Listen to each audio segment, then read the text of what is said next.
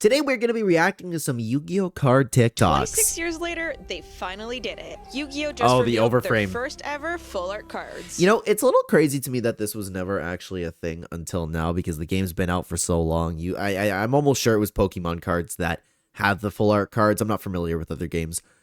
I'm almost sure it was Pokemon though. And with the success that that's had, I can't imagine. Maybe it was Magic though. I'm just surprised because there's so much potential with artwork like this, especially from like a collector's standpoint. Look at this Dark Magician. And here's the Blue Eyes White Dragon.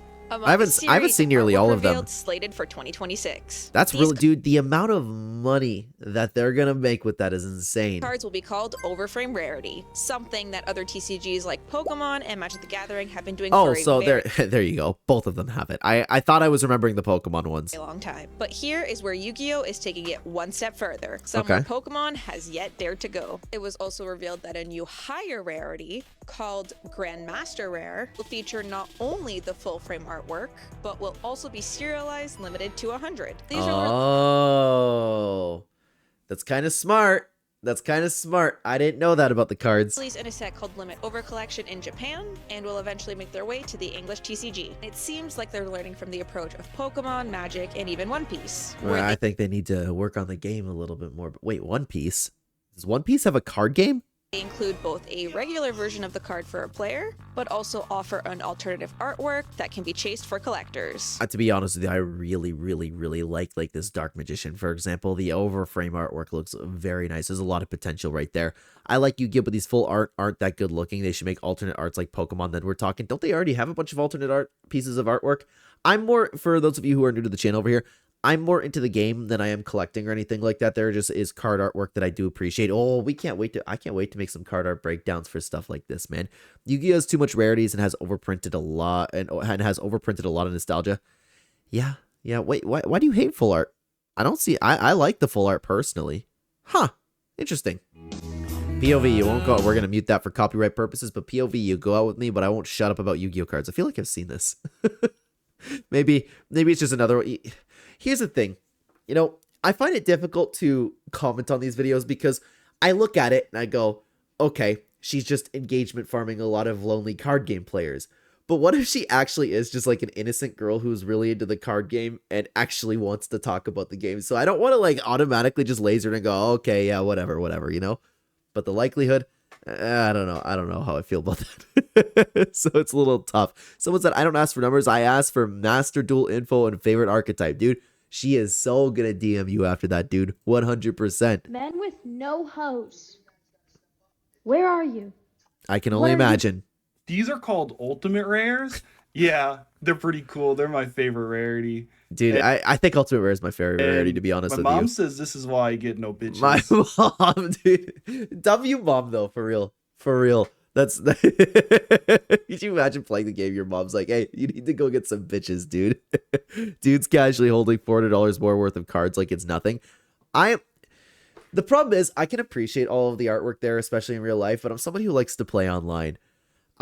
Oh, you know what? Now that I think Gold Series is my favorite. But I might be out of date. I haven't I can't remember the last time I've had like actual like in real life cards. I think Gold Series is my favorite, but Ultimate Rare is definitely up there as well. Okay, you got a package, dude. Oh my god, could you imagine you just cut the cards right there? My dad did that one time. Oh, my dad did that one time. He was pissed. He spent so much money on cards for us when we were kids. We got the cards in the mail. I don't remember what it was. I don't remember the cards, but my dad no, he didn't cut the package open with scissors. He cut the mail envelope with scissors. Then the cards came out. The whole top of it was cut off. Oh. Is it just looking through some cards? Dude, that's an old card. I don't remember what package you just opened, though. Oh, yeah, these are old cards. Holy. What the hell? Look at the comments over here. It says the Forbidden Sausage. That's one of the top comments. What am I missing over here? Which card's a sausage? Dragon Treasure. Goblin Secret Remedy. Oh, I forgot about that one. I used to use that card sometimes. Third leg of the Forbidden... Oh, what? Okay. There's the Forbidden Sausage. I found it. That's actually funny. I didn't expect to see that. Oh, old school versus new school artwork of your favorite cards. Okay, I'd like to see this. Oh, look at Buster Blader. He looks ridiculous, man. I do not like that. In my head and they won't go. Dude, I know this artwork for Summon Skull. Why does it look so much worse, man? Spirits in my head and they won't go. You know, that's not bad for Dark Magician Girl, but still, the original is so much better. We're going to mute that again for copyright purposes over there. You got the old's better for that one. Red Eyes Black Dragon. That one's not too bad, but you can see the kind of style they were going for when that one came out. Yeah, I don't mind the Red Eyes Black Dragon one. Yeah, Blizzard Dragon. I like a lot of them, but I like, nope, not that one. It's, I believe, the one that came out after that, where the dragons, I can't really describe it. I'm just describing like the dragon's face is looking down with the eyes looking towards the card, or towards you, I mean. What is that? That, I do not like that one. That does not compare to the original Dark Magician one little tiny bit, man. When you witness a pro player get obliterated by an Exodia deck, oh my god. This is literally my least favorite deck to play against. You do not play the game. And a problem with Yu-Gi-Oh! Nowadays is the fact that you don't get to play the game in general. With Exodia, we're going to draw and draw and draw and draw and draw and draw and draw. Ridiculous.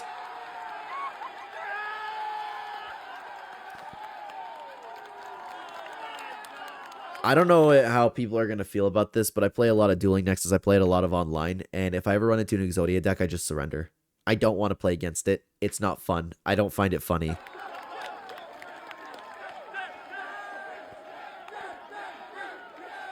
Oh, is that a tag team match? That's actually interesting if you were to have a tag team match with one player using Exodia. Huh. Interesting. When a card that has been banned for 18 years makes a comeback and now you have to come out of retirement. Yep, graceful charity. Oh, I never even considered Yada Garasu. Because I've become a big Genesis guy. I've really enjoyed Yu-Gi-Oh! Genesis so far. I've never considered that. I don't know if it would be nearly as strong, but I play a Dark World deck. I use Graceful Charity in that. Very few builds I use Pot of Greed in so far, but Graceful Charity was my go-to, especially for Dark World. Dude, it was crazy. Someone asked, why was it banned? To counter this effect, I played Pot of Greed. This card allows me to. What's it do? What's it do? The Yada Lock is back in the game. Time to devastate some of the new players. No, it's gotta be. There's no banned cards in Genesis, right? They're all points. Huh, cool. I love somebody's like, yeah, Yu-Gi-Oh! Has a hygiene policy. They had to implement a rule specifying that you could not use how disgusting your body is as a weapon to try to win the game. I can't believe that this is a thing. I can't believe it. And this is what makes me not want to have anything to do with card games and things like that, because my brother and I were competitive Smash players for most of our lives. Something that I often talk about on gaming channels is I felt like my brother and I were the only normal people there. When we played competitive Yu-Gi-Oh! Growing up, same deal. We felt like we were the only normal people there with normal parents who said, hey, showering's important. I can't believe people go through life not showering, not putting on deodorant. It's crazy to me. And then you wonder why things have a bad look. Dude, I do not like the people so much. I do not play like in real life competitive Smash anymore. I do not play in real life competitive Yu-Gi-Oh! Anymore. I play online for fun. It's better that way. I do not want these disgusting creatures touching my cards. Our Yugioh friendship, because it required a handshake from your opponent, and people would stank themselves up to be as untouchable as possible that they had to implement a rule. Other games do not have to implement a rule because they are so stank nasty. And why isn't that rule like followed, by the way? Why don't we just ban these people? You know what you need to do? You need to like have the ultimate shame on these people. If someone shows up and they stink beyond belief, you need to have like there's something that I know about in real life that I was about to say, but it's not allowed. I'm not allowed to say it. It's about work. But anyways, sorry about that. What they need to do is they need to have like a shower room with a hose, like not even a shower head. You just put them in there. You have some sort of like soap spray and just hose them down with like a fire hose and have that ultimate shame. Oh, actually, on top of that, have a girl do it. Have a girl clean them. Maybe that'll actually incentivize them to take care of themselves a little bit. Love that. I did not know that. I hate that. One of the funniest things I've ever heard because it makes so much sense to me. Yeah, it's whenever like a weird outside the game rule for Yu-Gi-Oh! Is made, it usually has something to do with a person doing something weird at a tournament. Like the deck size rule got implemented. There's a great photo of some men in like Blues Brothers suits holding a deck box that is like this long, genuinely over their shoulders, and they play. What? Don't tell me you tried to play like that. These people bother me.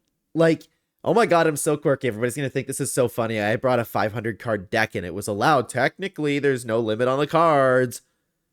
I can't take it. They're not funny. Like, I don't even feel bad for them. With that, and it took like the entire round to shuffle. I love these photos, but now there's a deck size limit in Yu-Gi-Oh!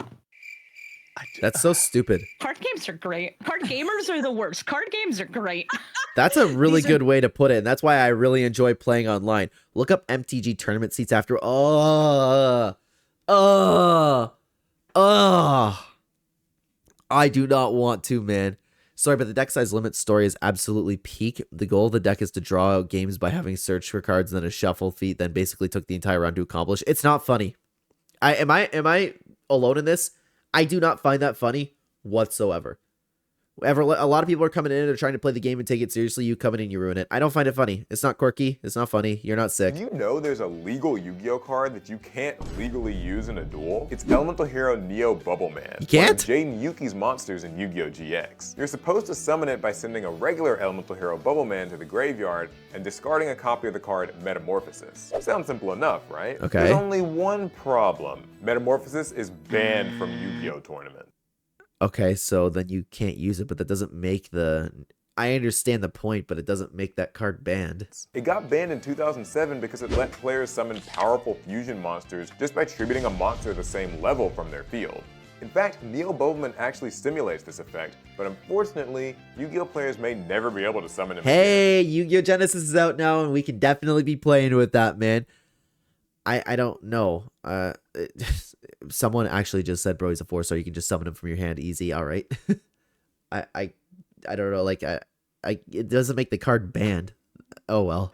Maybe they should have Let's just keep made going him with the TikToks over here. Oh, my God. My ears. I'm so sorry, everybody, if that came out bad. The TikToks are going crazy right now, man. Anyways, it's a little cut off for you guys, I think, but ranking every single Yu-Gi-Oh! Character's ace monsters, definitely the correct list. Okay, let's see what they had to say. Last place, Mako Tsunami with the Legendary Fisherman, so true.